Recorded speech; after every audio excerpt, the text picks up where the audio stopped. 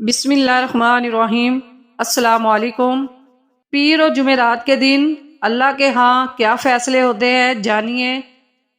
حضرت جابر رضی اللہ تعالیٰ عنہ سے روایت ہے کہ رسول اللہ صلی اللہ علیہ وآلہ وسلم نے ارشاد فرمایا، پیر اور جمعرات کے دن اللہ تعالیٰ کی بارگاہ میں بندوں کے اعمال پیش کیے جاتے ہیں، مغفرت طلب کرنے والوں کی مغفرت کی جاتی ہے، توبہ کرنے والوں کی توبہ قبول کی جاتی ہے، لیکن کینہ رکھنے والوں کو ان کے کینہ کی وجہ سے چھوڑے رکھا جاتا ہے، یعنی ان کا استغفار قبول نہیں ہوتا جب تک کہ وہ اس کینہ سے توبہ نہ کر لے۔